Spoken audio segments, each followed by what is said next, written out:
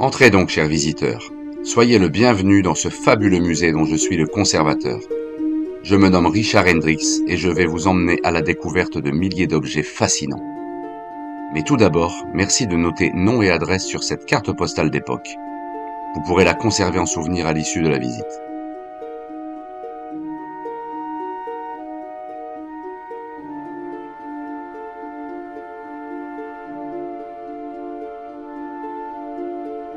Savez-vous que pendant la Grande Guerre, les services postaux achemiнаient jusqu'à 1,5 million de cartes par jour? Les folles histoires liées au courrier sont nombreuses, mais laissez-moi vous conter, par le biais de quelques extraits de leur correspondance, celle de Louis Leblond et Alice Gavel. Une histoire qui ne s'est jamais vraiment terminée. Louis fut envoyé en renfort sur le front de Verdun le 17 janvier 1917, laissant derrière lui sa belle Alice qu'il avait rencontrée quelques semaines auparavant et dont il était tombé éperdument amoureux. Très vite, il écrivit sa première carte postale. Verdun, 21 janvier 1917. Ma douce Alice, je t'écris d'un paysage en proie à la désolation. Le froid est piquant, la pluie et les bombardements sont incessants, et on évacue des centaines de morts par jour. J'espère ne jamais faire partie de cela. Le sergent-major Miller m'a dit « Pour rester en vie, respecte mes ordres. » C'est difficile car souvent les transmissions sont très mauvaises. Simulons un assaut, chers visiteurs. Vous allez jouer le rôle du sergent-major Miller, et je jouerai celui de Louis. Veuillez déposer un ordre face cachée, sergent-major Miller. Louis Leblond va tenter d'y répondre.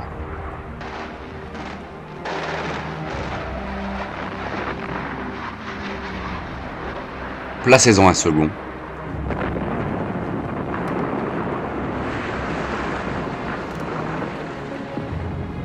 Un autre.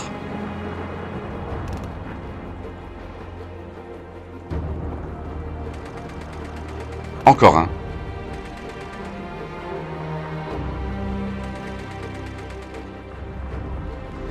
Allez-y, donnez votre dernier ordre.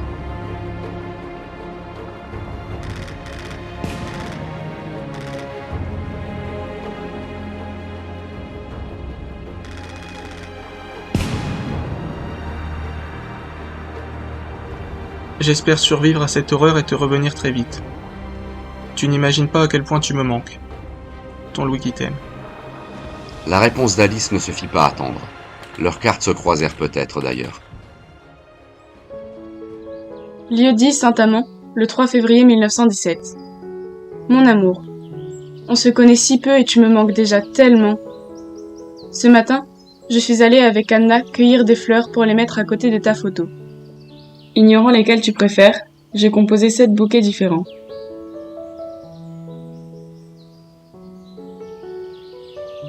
J'en ai montré 2 à Anna, et elle en a jeté un. Puis Anna m'en a montré 2, et j'en ai éliminé un. Et ainsi de suite jusqu'à ce qu'il ne reste qu'un seul bouquet.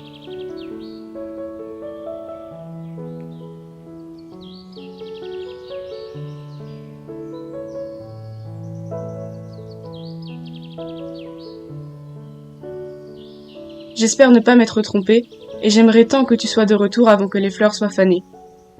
Sans toi, je ne vis qu'à moitié. Je te réécrirai bientôt. Prends soin de toi, mon amour. Je t'aime.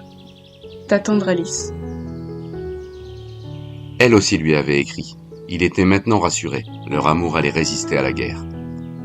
Mais cette guerre allait vite reprendre ses droits. Verdun, 24 février 1917. Mon amour, demain à l'aube, nous allons sortir des tranchées et charger l'ennemi. Pour l'occasion, Miller m'a promu caporal et m'a confié la responsabilité de 5 hommes sur les 10 de la tranchée 42. Il a choisi ses hommes et les miens d'une façon peu commune. Vous revoici dans le rôle du sergent-major, chers visiteurs. Moi, j'incarnerai à nouveau Louis. Allez-y, chers visiteurs, choisissez une de ces 2 recrues pour constituer votre escouade.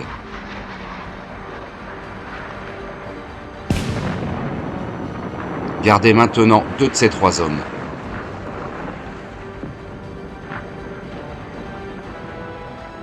Choisissez maintenant un de ces 2 soldats qui rejoindra le groupe de Leblond.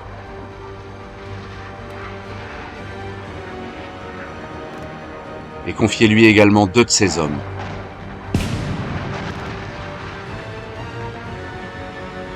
Choisissez-en encore un parmi ces 2 soldats pour vous.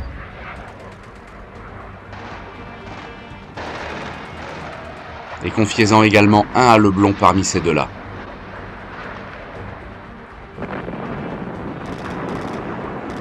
Il n'en reste plus que 2, celui de gauche ou celui de droite. J'espère que mes hommes seront à la hauteur et que je saurai les maintenir en vie. Sache que je pense à toi à chaque seconde et que je prie Dieu chaque jour pour te revenir au plus vite. Je t'aime tendrement. Ton Louis. Louis reprit sa plume dès le lendemain. Les nouvelles étaient mauvaises. Verdun, 25 février 1917. Ma tendre Alice, l'assaut mené ce matin a été un véritable carnage, et tous mes hommes sont morts. Ils sont tombés sous mon commandement, et je crois que je ne m'en remettrai jamais.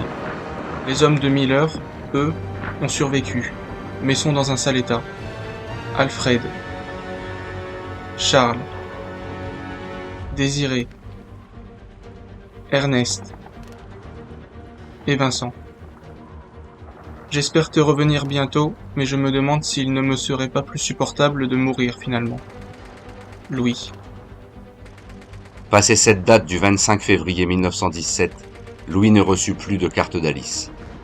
Pourtant celle-ci avait bien continué à lui écrire. Mais à cause d'un simple timbre mal collé, le courrier suivant ne lui arriva jamais. Il a été en transit pendant plus de 100 ans avant d'être livré miraculeusement ce matin à la dernière adresse connue de Louis, qui est aussi la vôtre, chers visiteurs. Lieu-dit Saint-Amand, le 8 mars 1917. Mon amour, le bouquet de tournesol que j'avais cueilli pour toi est fané depuis bien longtemps et tu me manques cruellement. J'espère que tu es prudent et que tu respectes les ordres car je sais que tu as toujours eu tendance à confondre charger et déposer les armes. Un peu comme lors de la dernière nuit que nous avons passée ensemble, dans la grange de tante Sylvaine. Pour te donner du baume au cœur, sache que depuis cette fameuse nuit, mon ventre s'arrondit de jour en jour. Eh oui, tu vas bientôt être papa. J'ai hâte de vivre ça avec toi. Reviens-moi vite. Alice, la future mère de ton enfant. Ce qu'Alice avait à lui annoncer ce jour-là, Louis ne le sut malheureusement jamais. Portant le lourd fardeau de la mort de 5 hommes, et désormais sans nouvelles d'Alice, Louis se porta volontaire quelques jours plus tard pour un nouvel assaut suicide sur l'ennemi qui lui ôta la vie, mais le libéra de sa culpabilité. Peut-être en aurait-il été autrement s'il avait reçu cette carte. À sa demande, il fut enterré près de ses hommes, Arthur Duguay, Raoul Valla, Émile Bathias, Victor Tisserand et Jules Cagne, tous morts en héros. Alice, quant à elle, resta éternellement fidèle à l'amour de Louis, et chaque mois, jusqu'à sa mort le 19 septembre 1974, elle vint se recueillir avec son fils devant la sépulture de l'unique amour de sa vie.